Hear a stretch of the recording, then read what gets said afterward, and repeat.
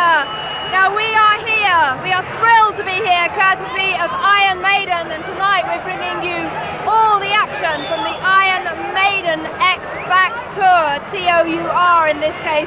That means interviews, videos and live performances from Iron Maiden, plus we're also going to be checking out some new videos from Ozzy Osbourne and Def Leppard, and also meeting up with our competition winner Stella, so watch out for that. So this is the show that puts the X in the X Factor from Johannesburg in South Africa. It's the Headbangers Ball with Iron Maiden. Woo!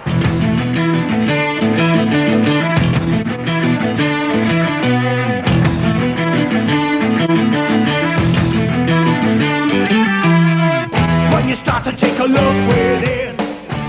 Woe to you, O Earth.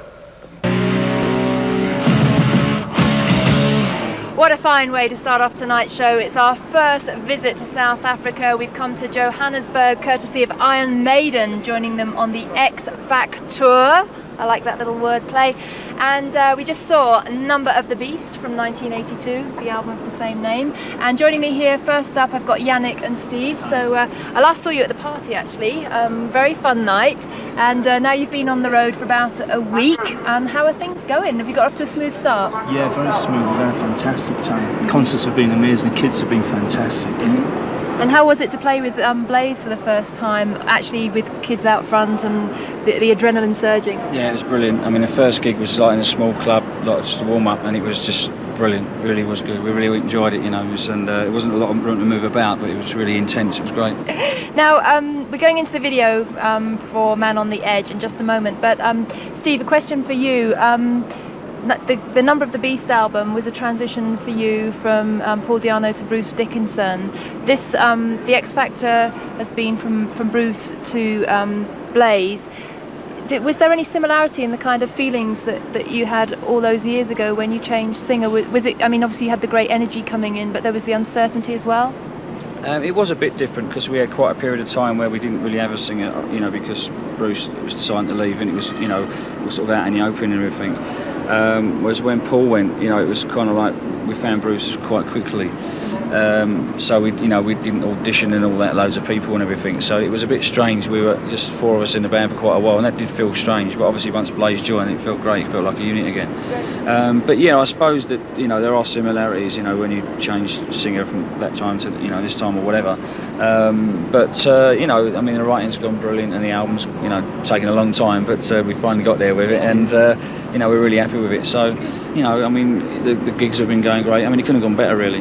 Okay, well, we'll talk some more about the X Factor in just a moment, but right now we're going to show you the very first video from the new Iron Maiden album, and this is a song that was co-written by Yannick and Blaze, and I have to say, I love this video. I'm not just saying this, I think it's the best Iron Maiden video.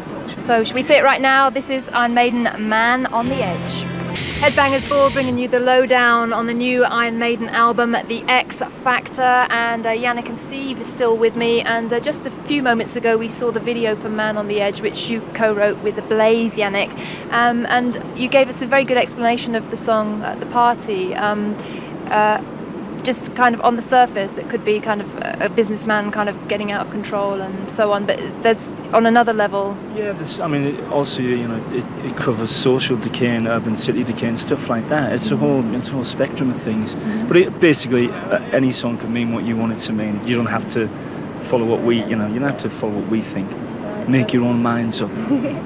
And how did the songwriting work, Steve? Because obviously Blaze came into a very close unit of people who've been together for a long time. Was it difficult to integrate him into it and find out how the songwriting process would work with him? It wasn't difficult at all because he just came straight in. I mean, we didn't start writing the album before he joined. We wanted to wait until, you know, whoever was going to be the singer joined, because it's very important to feel part of it.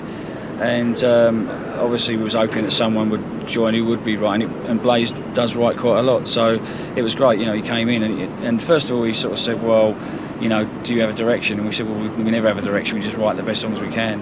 And, you know, from then on in, he just came in and just, you know, co-wrote stuff with Very natural, wasn't it? The whole thing was natural. Because basically, as I understand it, you kind of jam in the studio prior to recording and kind of work out the songs in that kind of fairly informal environment. We have the songs pretty much together, really, don't we, when we bring them to the studio, but we don't tend to do demos, because I always feel the fire's lost on a demo, and I know Steve thinks the same way. So the initial thing that happens when you play the song together for the first time, we try and get that actually onto the record. Right. So there's no demos, and you can't look back and say, well, we missed something, we got it there right on the record, and that's part of what the X Factor is all about. Yes, that's unknown quantity, I think we can say. Now, how's Blaze been working out in the live shows so far? Because in the video he looks so confident and so energetic. How's he actually got on stage? It must be pretty nerve-wracking for him. Well, he's been nervous and confident at the same time, which is a very edgy combination. I mean, we've been getting at the fans seem to have accepted him really well, which is obviously great, And once he's on the stage, he just seems to feel really, confident. After the first night, we felt it was Jack Nicholson without the axe. I'm home. I'm glad he left the axe behind. All right, well, we're going to show you a little bit of Iron Maiden live here on stage in Johannesburg. After the break, we've got more coverage of the tour coming up, and you should also stick around and check out the new Ozzy Osbourne video, Perry Mason. That's coming up for the first time on Headbangers Ball right after these messages, but taking us to the break, Iron Maiden live on the X Factor tour.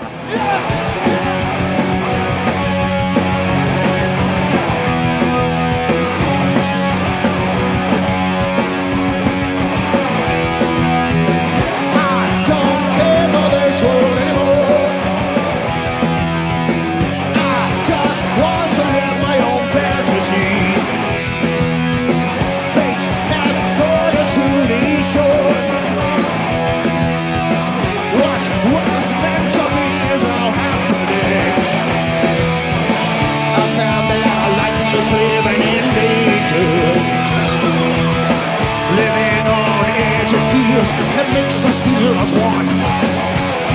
Who cares how much right or wrong is reality? Killing so we survive. Wherever we may roam, wherever we may hide, we've got to get away. I don't hold a distance to it. We don't have ourselves for the enemies. I just want to feel like a soul. We don't need a mode of morality. I like all the mixed emotions and anger. It brings out the animal, the power you can feel. And feeling so high with this much adrenaline. Excited for scary truth, believe what we become. Saints and sinners, something within us. We are Lord of the flies. Saints and sinners, something within us to be Lord of the flies.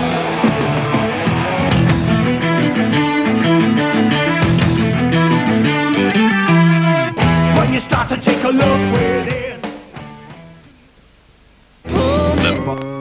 Hi there and welcome back to the Headbangers Ball Iron Maiden X Factor special, coming to you from South Africa. The first time the ball has visited this continent, and the same can be said for Iron Maiden, their first time for playing in Johannesburg.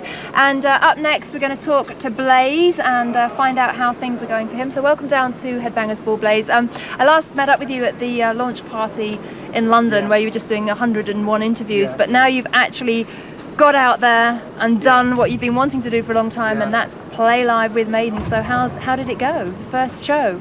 Well, it's been great. We were in Israel. We started off, they were supposed to be low-key gigs, but we had like a journalist from Kerrang, and the Sunday Times was there with us, and our own video crew and everything, and it was complete chaos. We were doing loads of photos, and the manager was there packing everything in, but the first gig was quite small. It was like a club size, so it wasn't like anything outrageous. And I just thought, when we were on there, I thought, well, this is like rehearsals, but it's loads easier, because there's loads better sound, less self-conscious, great crowd. For not playing in Israel before. We just had fantastic support from, you know, loads of fans that we didn't even know that we had. So it's just been brilliant. Well, congratulations to you, because you're in fine form. And I was just saying earlier, I loved the video, and I thought you were fantastic in the video as well. Did you enjoy doing the Man on the Edge? Oh yeah, it was great, because that was like another step to, yeah, we're really doing this. It's like when we were making the video, it's one more time where they can't say, oh, could you just fit this interview in, or could you just do that? It's like, yeah, now we're making a video, let's just go completely mad and forget that we've been in the studio for over a year making a record. Absolutely. So it was great, really good. Good. Well, I want to talk in depth about your role in Iron Maiden and your contributions to the album, but I just sort of started turning the clock back a little bit. You had kind of like, I think it was nearly 10 years in Wolfsbane, and you literally toured every toilet and around the UK and so on. Yeah. How was that experience? Did that set you up well for what you've got to do with Maiden? What did you learn from that? Well, I think so, because one of the things I learned was roughly how to keep my voice through the most extreme circumstances. And the other thing was that when Wolfsbane first got signed up to Deaf American and everything, we had a lot of attention from press and media and stuff like that. Then I think that kind of prepared me as well, because you couldn't really dream of the amount of attention you get being in Iron Maiden. It's like, well, like being a goldfish sometimes. There's always somebody there to ask a question or take a photograph. But I think in a way that did prepare me, you know, a great deal. Well, we're going to talk to Blaze some more, but right now we've got some more music on the way, something a little bit special for you. Ozzy Osbourne reckons retirement sucks, and he's going to be returning to Europe in the first week of November for his brand new tour in support of his new record Osmosis. And right now we've got the European premiere of the brand new Ozzy Osbourne video. This is something special. This is Ozzy with Perry Mason.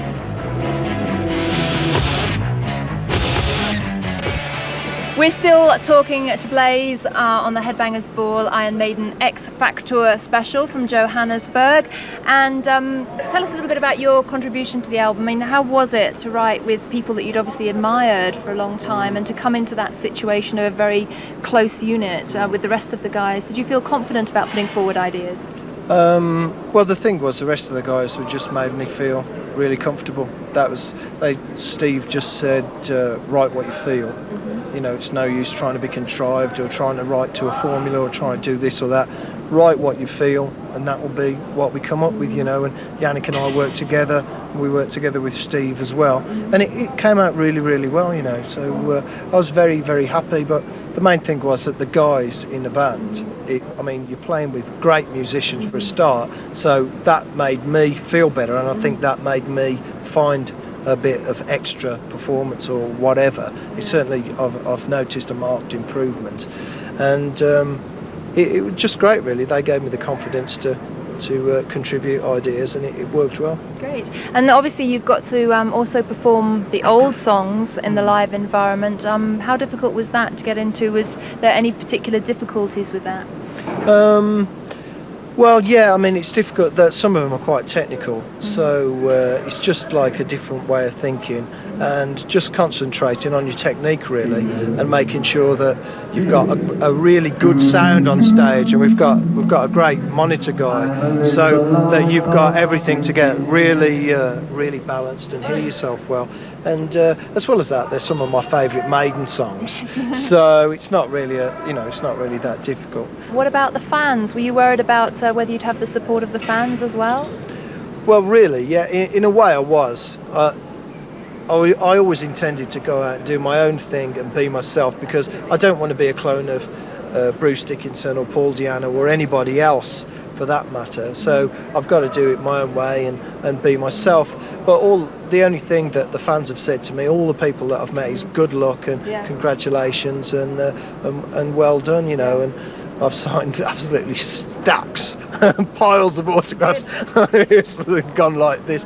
So it's been good, really. I was a bit nervous, but it's been great. The fans are just brilliant. I think the thing is, there's a thing there, because the most important thing to me about the band and being in the band is the music. It's really satisfying, it's great to play, and I think, well, that's what the fans care most about, is the music and the band carrying on doing that. Well, I want to add my congratulations, because I think that you've done everything with great flair and confidence and a lot of energy, and I think you'll just fit in really, really well. So keep up the good work. We're going to be talking to Blaze some more a little bit later on. Right now we have to go to our next break, but stick around, more action from the Iron Maiden tour to come. See you after the break.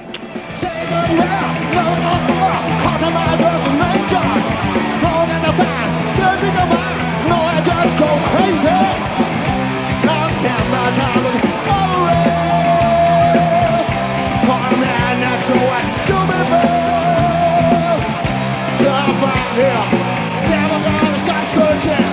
Gonna find my man. Gonna travel road.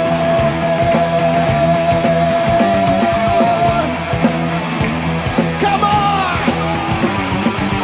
Rapture! Rapture! Rapture! I'm coming to get you! Oh yeah, yeah!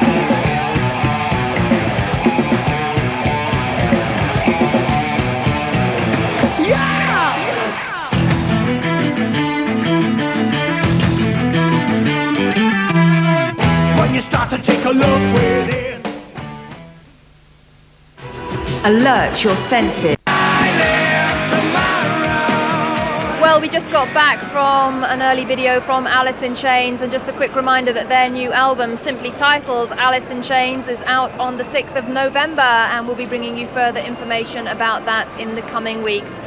But as you know, for tonight we are getting the lowdown on the new Iron Maiden album. We're on tour, on the X Factor tour, in fact, in Johannesburg, and it's a case of access all areas. And right now we've got Steve and Nico joining me here, just on the side of the stage before the gig. And we'll carry on talking a little bit about the record, because I was wondering, because you've been away for a little while and you've got a new vocalist in on things, did you feel any pressure, or do you still feel any pressure these days when you're coming out with a new record? Yeah, we always feel pressure, but yeah, I suppose even more so the fact that we have been away for a while, a new singer and all that. Yeah, I mean, you know, it's a bit nerve-wracking, and obviously it's nerve-wracking that we haven't played for 2 years and going out and doing gigs again, but that's part of the excitement, you know, definitely. I mean, it gives you an edge, doesn't it? It does. Oh yeah. Man on the edge, I think. Men on Hello. the edge. Man on the edge. Men on the edge. Men on the edge, I think. There were 75 men on the edge the first 3 gigs we did. Oh my goodness. Yeah, it's pressure, but I think the pressure was kind of a lot. It wasn't as hard as it possibly would have been if we hadn't known Blaze, you know, and after doing the album with him. And I mean, he's been in the band nearly 2 years. And you know, it's great. We're having a great time.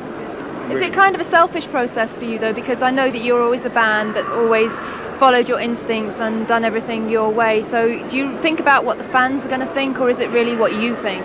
It's got to be what we think first. You know, you've got to be selfish to a certain degree, because you know, we don't compromise with anybody outside the band. Except, you know, that's the only thing you should do in a band, is compromise with each other and not outside. And then, you know, hopefully the fans like what we do. I mean, that's the way we've always approached the album. Yeah. So otherwise you end up sort of writing stuff what you think, writing to order what you think people are going to want, and disappear up your own you know what. Every minute I get weaker. While in the jungle they grow strong. What I wanted was a mission, and for my sins they gave me one. They bought it up just like room service. Cause everyone gets what you want. And when the mission was all over, I never watch another one.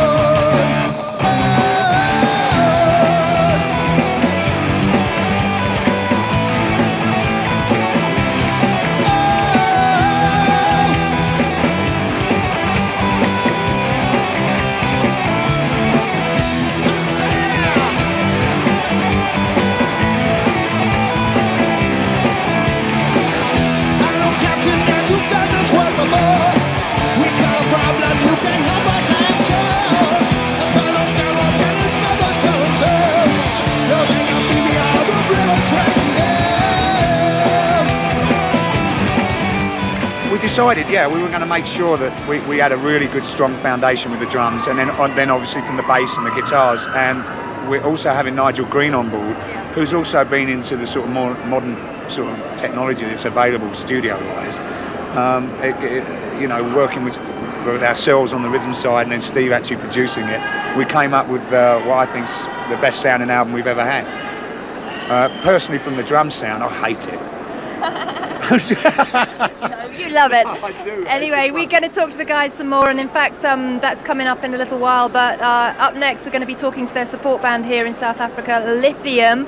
New band to Headbangers Ball, watch out for that coming up next. But getting us there, we're going to turn the clock back to a fantastic live performance from Iron Maiden. From Donington, we're going to show you Fear of the Dark.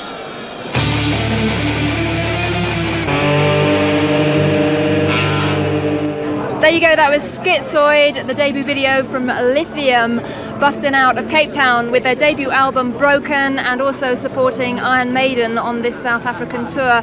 And joining me now, I've got David and Simon from Lythium, and we're going to find out a little bit more about them. So welcome down to Headbangers Ball, guys.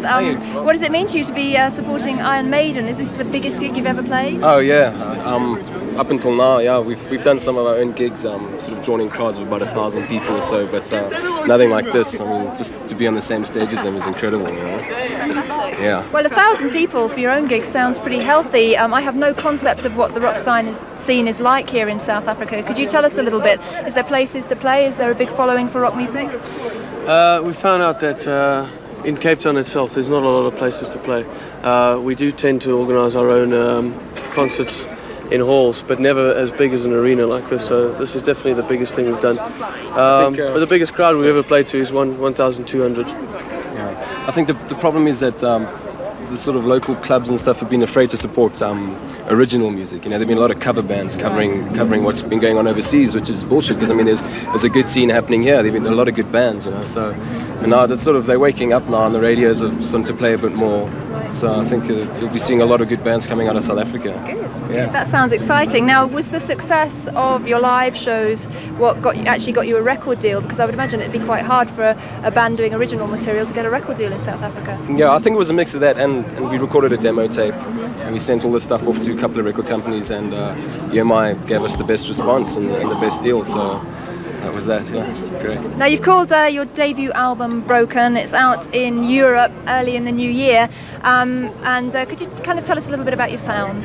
Are you you've called yourselves Lythium, is that any reference to Nirvana? Yeah, we do have a sort of modern rock sounding sound about us. I wouldn't say we're anything to do with heavy metal, but the new rock sound that's come out of Seattle, and there's a lot of British bands that are doing well now. We're all about that sort of thing. Yeah. So we can hope to see you in Europe maybe next year to support Broken. I'd love to, yeah. Well, thank you for joining me. This is Lythium. You saw them first on Headbangers Ball. Right now, though, we have to go to our next commercial break. More Iron Maiden festivities on the way after that. But taking us into the break, we're going to check out a little bit of Lythium live here in Johannesburg.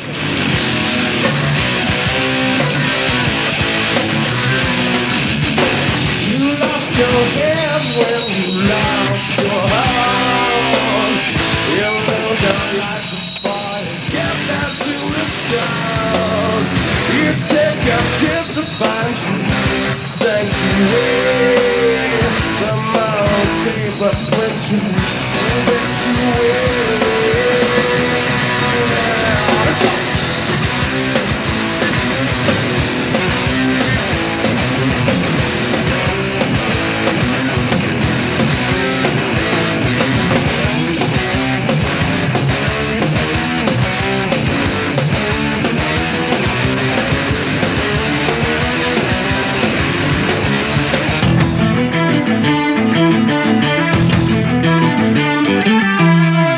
When you start to take a look within, do you feel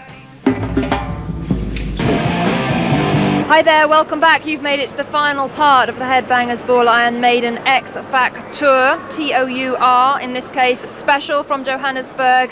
Steve, Dave and Nico joining me now to talk more about the album. And Steve, we mentioned earlier that you co-produced the album, and I was wondering how difficult, does that add a new dimension to things for you? Because having produced 10 albums or written and recorded 10 albums. It must be kind of difficult to keep things challenging and creative.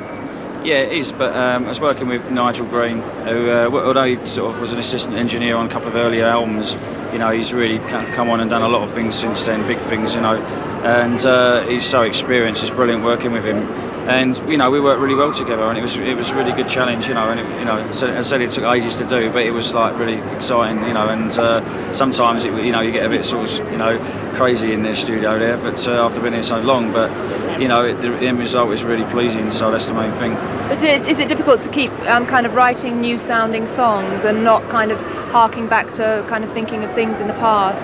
Yeah, I suppose obviously, you know, you've always got to think that, you know, you want to go forward and you don't want to hark back to anything you've done before anyway, you know, so if you think anything sounds a bit like something else, then you just spin it out anyway. But, you know, obviously it's a challenge to write new songs every time, and you know, working with Blaze as well, you know, that helps out as well, because like, you know, slightly different direction and stuff. And it's enjoyable, you know. I mean, also we hadn't done an album for a while, so, you know, the whole thing really is just really exciting. It's great to get out and play new songs on stage as well, you know, so. So Dave, could I have your perspective on how do you think Blaze has contributed to the band? Do you think he has, like Steve said, in what way do you feel that he's kind of altered the sound? Yeah, we're coming in just like the enthusiasm and the energy, and it's so positive that as soon as he started, you know, singing with the band, it was like he'd been part of the band, you know, for a long time. And the way he sings as well, he projects in the songs. A lot of the songs actually changed a few keys here and there, so you know, to really bring his voice out to the full. And he's a great guy as well. And so having that new blood and stepping into Bruce's shoes, you know, is done and he's done incredible. He sings with a lot of feel, and you know, you see tonight on stage, he's just totally into it. And it's a pleasure to play, you know, with him in the band. It's a pleasure to play, you know, with him as a musician. And just to sort of quickly talking about the lyrics, Steve, generally speaking, they're quite dark and intense. Do you attribute that to anything in particular?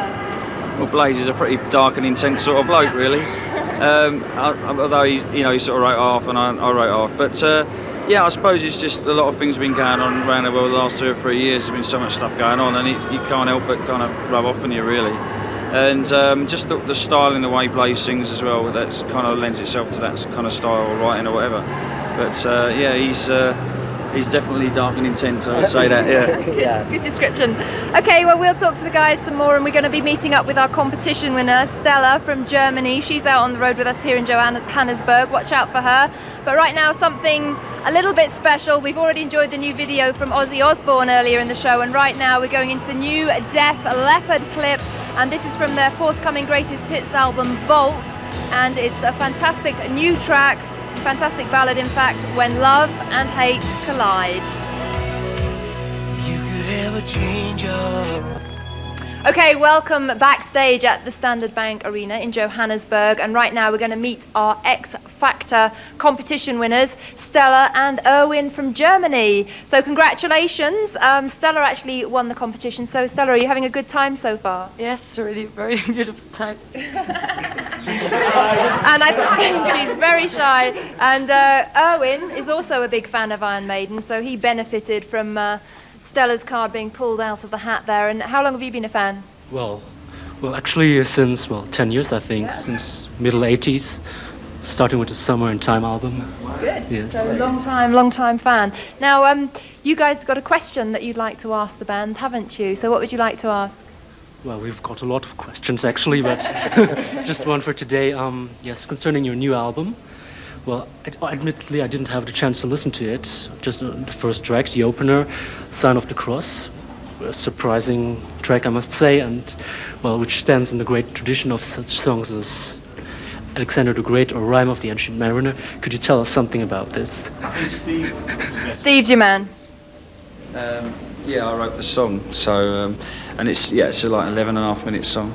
And I suppose, yeah, it's in a tradition of the Maiden epic type of songs. There's everything by the kitchen sink in there. So, yeah, we don't open the set up with it though. It opens the album, but we open the set up with, actually I won't say. So what are the competition winners going to be doing? They've been hanging backstage, on stage? Yes, they're going to be coming, yes, they're going to come up on stage and sing with the band. It's okay, don't worry, there's no words to this part of the song, okay? So you can just have a good time, and one of our guys will brief you what to do upstairs, and come out and just enjoy yourself, and then they'll probably be coming back with us after the show to our hotel, and in Sun City, boys and girls, and then we'll have some fun tomorrow. We will. Yeah, okay. so. Well, let's take a look at what Stella and Owen got up to on their trip to Johannesburg with Iron Maiden. Check this out.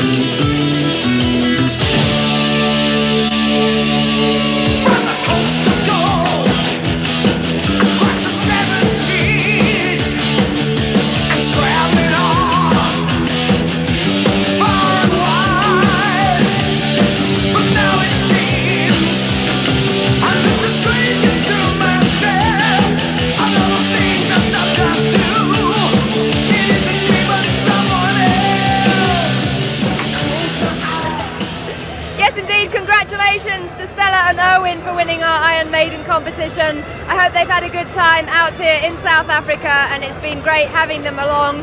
And that just about concludes Headbangers Ball's first ever visit to South Africa. I hope you've enjoyed our coverage of the Iron Maiden X Factor Tour. I've certainly enjoyed being here, and of course we can look forward to it coming to Europe in just a few weeks' time.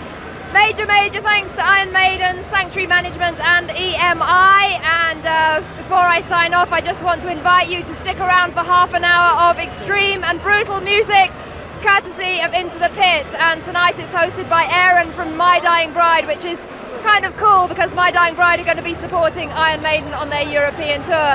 So stick around. Into the Pit coming up next, but I'm going to sign off right now with live performance from Iron Maiden and tour dates for their upcoming European tour. Good night from Johannesburg. Circle of fire, my baptism of joy as your effort sees. 7 o'clock train, the light opens before me. And I will go. Someday I may return. Don't you cry.